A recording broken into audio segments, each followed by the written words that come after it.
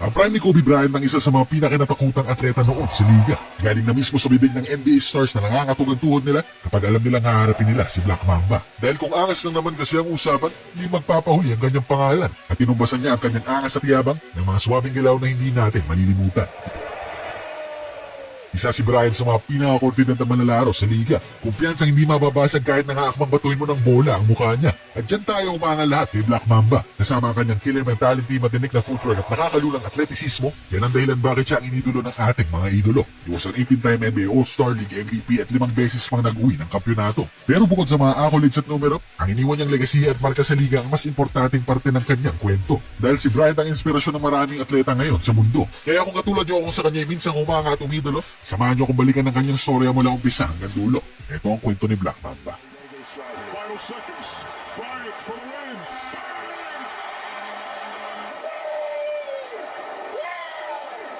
Napili si Kobe bilang 13th pick ng 1996 NBA draft. Chosen by the Hornets noon, kagad siyang tinrade papuntang Lakers sa parehong gabing iyon. At umpisa pa lang ng kanyang karera, mataas na kagad ang naging ekspektasyon sa kanya. Pero madali lang naman yung binasag ni Black Mamba. Dahil sa rookie year pa lamang niya, naging parte na siya ng slam dunk contest at inuwi pa ang corona. Sa edad na 18 taong gulang noon, siya ang hanggang ngayong pinakabatang slam dunk champion. Pero hindi naman puro panalo ang umpisa niya sa liga. Dahil sa unang taon ng kanyang karera, puro kasawian sa playoffs ang naranasan niya. At ang memorable nga lang na parte ng kanyang storya ay nang makarap niya ang idolo niyang si MJ na kanya ring napahanga. Noong 1998 nang magtapat sila, bubilib si Jordan at parang nakita muli niya ang batang versyon niya. At si Kobe lang ata noong hindi na stars na kay MJ at sa halip tinapatan pa ang angas niya. Pero sa unang 3 taon niya sa liga, tanging 13.7 points at 3.2 rebounds per game lang ang kanyang naitala. At nagbago lang ang tono ng kanyang storya nang umiksena na ang bagong coach ng kanilang prangkisa. 1999 pumwesto si Phil Jackson bilang bagong coach ng kanilang sistema. At dito na-unleash ang totoong kalibre ng duo ni Shaq at Black Mamba. Kaya kinatakutan noon ang kombinasyon nilang dalawa. Si Shaq ang taya sa painted area, habang si Kobe naman ang naghari sa mid-range o 3-point area. At nag-average si Kobe noon ng 22.5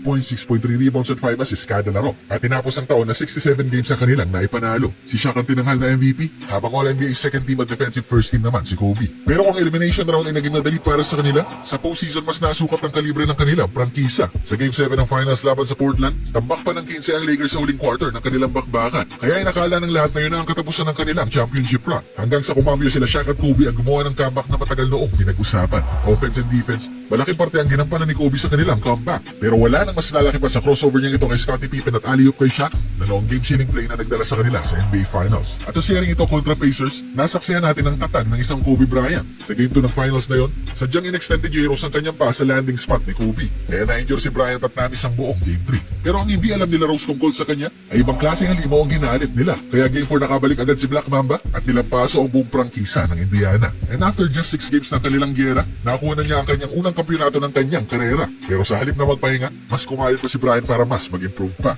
Kaya sa 2001 season na yon, mas tumaas ang mga numero niya. At 28.5 points, 6 rebounds and 5 assists per game ang kanyang ikinamada. And they even swept the postseason para makatungtong sa NBA Finals sa pangalawang pagkakataon. At kahit sa Game 1 ng Finals ay natalo sila noon, sa 4 na sunod na games naman ay kanilang tinalo ang Sixers to become NBA champions for 2 consecutive seasons. And pagpatao ng 2002, hindi pa rin napigilan ang duo ni Shaq at ni Kobe. Individually nakuha ni Bryant ang kanyang unang selection sa All-NBA First Team. Napasama rin sa All-NBA Defensive Team at nasungkit rin ang All-Star Game MVP. E nasa unit noon, almost flawless din ang kanilang run sa postseason. Well, nasabi ko lang namang almost flawless dahil kailangan nating banggitin ang kontrobersyal na Game 6 ng Conference Finals nila doon. Being down sa serie 2 games to 3 kontra Sacramento, maliit na sana ang chance nilang manalo kung ginawa ng referees ng maayos ang kanilang trabaho. Pero dahil nga sa mga maling pito, sila pa ang nanalo sa Game 6 at nailaglag pa sa Game 7 ng Sacramento. At sa NBA Finals, winalis lang nila ang Nets para sa kanilang pangatlong kampyonato. Kaya matapos ang 2002 season nila, si Kobe na ang kinilalang best offensive player ng liga. Alam niya kung saan at kailan titira at kung kailan nagpapaano papasa. Pero ang problema, minsan talaga nahihirapan siyang bitawan ng bola.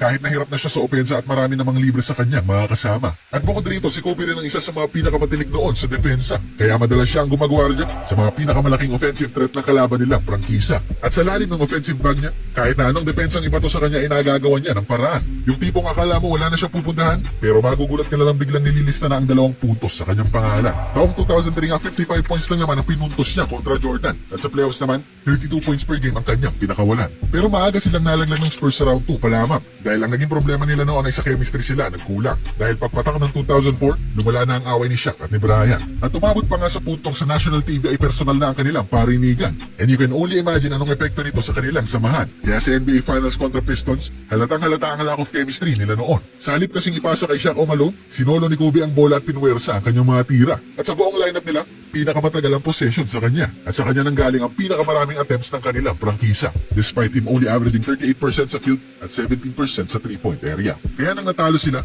napagtanto nilang oras na para may magbago sa kanilang sistema. Dinarate si O'Neal papuntang Miami at nanatili naman sa Lakers si Kobe. And without Shaq to share the ball, dito mas naalis ang prime ni Black Mamba. His natural talent bilang basketballista, samahan ng ibang klaseng disiplina, ang perfect recipe para maging all-time great kagaya niya. Biruin nyo nasa gym siya 3 times a day at 400 jump shots lang naman ang kailangan niyang maipasok doon. Kaya hindi rin nakakapagtaka kung bakit sangkatutak na basketball memories ang kanyang iniwan sa atin ngayon. Taong 2005 nga, 62 points lang naman ang in-score niya kontra Dallas. And he even outscored the entire Mavericks team sa loob ng 3 quarters dito.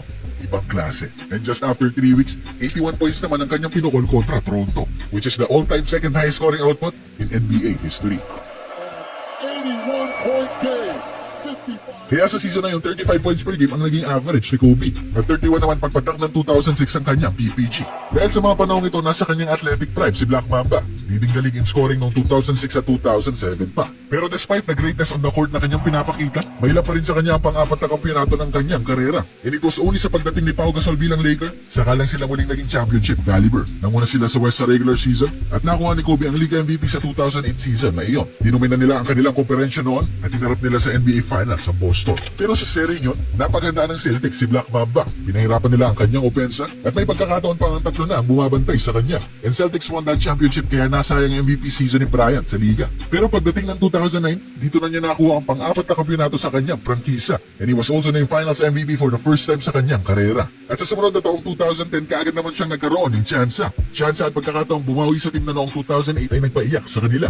Dahil sa 2010 NBA Finals, Boston at Lakers ulit ang naggera. And even with a broken finger sa kamay at bone spur sa kanyang paa, ginawa lahat ni Kobe para lang makabawi sa karibal nilang prangkisa. Hindi man 100% ang kondisyon niya, umiral naman ang kanyang Mamba mentality para makatulong sa kanilang sistema. He may have only shot 25% sa field, pero 15 rebounds naman ang kanyang nakuha. Kaya sa Game 7 na yon, sa wakas nakabawi na sila sa Boston. At tinanghal si Kobe na isang kampyon sa ikalima at huling pagkakataon.